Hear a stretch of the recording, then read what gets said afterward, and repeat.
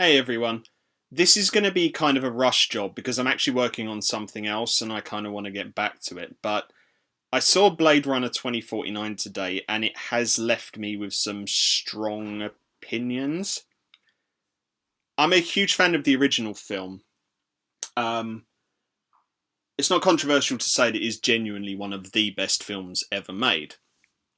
It's also one I have quite a personal attachment to because I must have seen it for the first time when I was like 8 or 9 or something, because it's also one of my mum's favourite films. And I don't think it's unfair to say that you could trace things back to that, like my love of certain films, certain books, certain games, and especially because my love of like electronic music and stuff. I think in some small way, Blade Runner has at least contributed to that. With that in mind, I wasn't overjoyed at the prospect of there being a sequel, largely because depending on which cut you prefer, and I prefer the 1992 cut of the original, I think the first film is perfect in of itself, despite the fact it has like an ambiguous ending. It still all ties together nicely. It's just a nice story that just comes together perfectly, and it doesn't really need elaborating on. So, with that in mind, is 2049 a good film? If I squint, yes. My feeling about it is similar to how I feel about Deus Ex Mankind Divided. Basically, if I had no knowledge of the previous entries in their series, I would probably consider it to be great. What did I like about it? It's probably a good place to start because I honestly don't have a lot to say. And what I primarily like about the film are aspects which actually focus on pretty much one topic, which is the nature of Kay, who's the character played by Ryan Gosling's relationship with, air quote, his girlfriend, who is actually like a holographic manifestation of his home computer system. Essentially, it's like he's dating Siri or an Amazon Echo or something.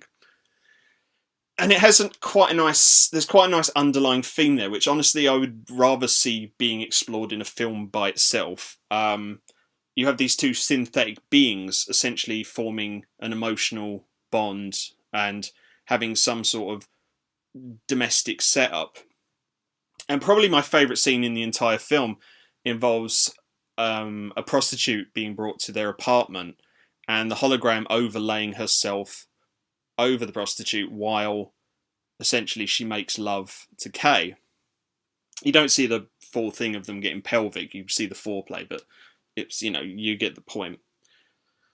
And it also ties into other aspects of it, like there's that whole idea about her being a real girl, him being a real boy, and there's a good part where she tells Kay to transfer all of her memories and upload her personality into a portable drive and then wipe the home system. And he points out the fact that if something happens to the portable drive, essentially she'll be killed.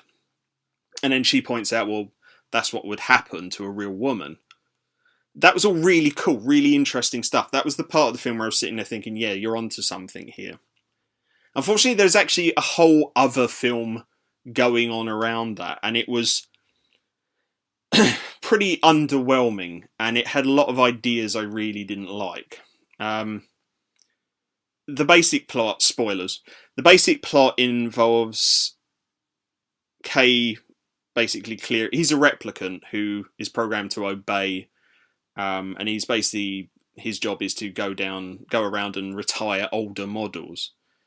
And his investigations lead him onto the trail of what appears to be replicants who are able to conceive children naturally.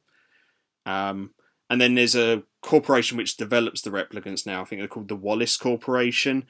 They're interested in exploiting this new form of replicant for obviously their own ends. It's Jared Leto who's in charge of this corporation, and he has this sort of messiah complex, believing that he can advance humanity by helping the replicants to, replicate en masse and create millions and millions more replicants so they can take over every off-world they can.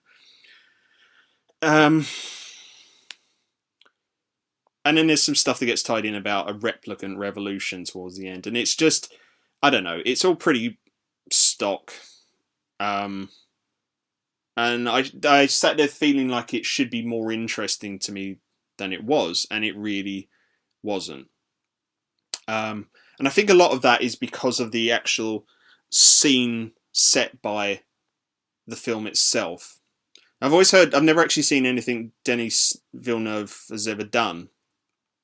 And obviously, with the sort of the hubbub around Arrival and stuff, I've always heard he's this visionary director and stuff. And I was just thinking, not so much based upon this. Cyberpunk is quite a derivative genre at this point.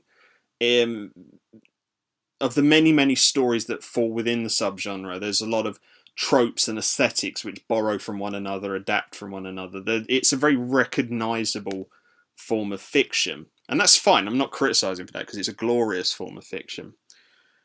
And the original Blade Runner was crucial in developing and popularising that form. And this film just really didn't capitalise on anything. It was very, very sterile and in some ways too cohesive, or at least compartmentalised. One thing that's great about the original film is the simple fact that it has this almost surreal quality. So you've basically got this 40s noir style clashing with this awe-inspiring future aesthetic. So, example, like J.F. Sebastian lives in an abandoned apartment building full of weird toys and dolls, and there's the ad blimps flying overhead and everything, and then there's flying cars and everything else, and then you juxtapose the street level with the giant arcologies and stuff that Terrell lives in and everything like that. It has this real awe-inspiring quality to it, but also this real grounded, earthy feel. And that's one of the beautiful things about cyberpunk is those sort of contrasts.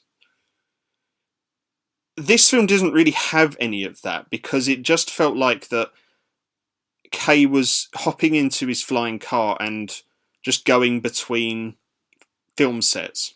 That's what it felt like. It was also distinctly and defined in particular ways. So, there was his apartment building, which just felt like it was full of extras. The street level was pretty uninspired, despite having nods to the original film. The police station was boring as shit. And then he just flies around places. So he'll fly to a giant scrapyard. He'll fly to a desert. There was just no sort of sense of grit and reality to anything. It was just big scenes. Isn't this impressive? No. I think one of the worst things about 2049 is the fact that it doesn't really have any iconic moments. So the foreplay scene, probably for me, is the only truly iconic moment in the entire film because it's actually pretty imaginative and I liked how it was set up and how it was performed and everything.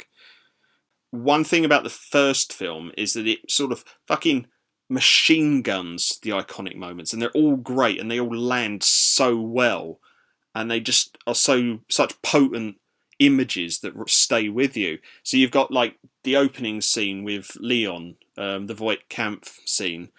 There's Deckard at the noodle bar meeting Gaff. There's the first time you go to the police station. There's the first time that Deckard meets Rachel.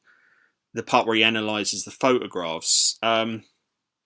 Obviously, one of the most obvious ones being the, Roy Batty's speech at the end. So many. And there was just next to nothing. There was real opportunity missed. When I did my best of 2016 list, one thing I commented on with Rogue One was the fact that I actually was one of the few people who liked the CGI Peter Cushing thing. I actually thought that was quite well done, or at least in the fact that I appreciated it was a step forward that is going to be built upon in quite a good way. And it's actually used again here with Rachel. And I just didn't care. I was just like, this could have been done so much better. Jared Leto's basically trying to convince Deckard to help him And the promise is he'll be able to give Rachel back to him, essentially. And rather than just have a walk up in a way reminiscent of their meeting in the first film, I thought it would be much more interesting to sort of put a barrier between them. Like have her inside of a synthetic womb, you know, waiting to be born. Jared Leto just needs to give the word, and he can only give the word if Deckard agrees to help him. Just that good point where Harrison Ford could just, run up to the womb and just sort of stand there pleading and being desperate, but knowing it's not the right thing to do. I think something like that would have been really good. So there's missed opportunities throughout this film. There's actually something kind of, not really, but kind of like that. And it's actually thinking about it, it's probably the other scene that I liked in this film, which involves a character who is actually in charge of creating the memories that are inserted into replicants to give them an emotional cushion for their lives. That was a really great scene. The performances there were really cool. But that's it. That's literally all I have to say. So last night I actually went onto Twitter and Facebook and I said to people, I can't decide what I want to go and see at the cinema. Should I go and see Thor Ragnarok or should I go and see 2049? And most people, the general consensus was see Thor. And I really wish I had. So, yeah, have a good one.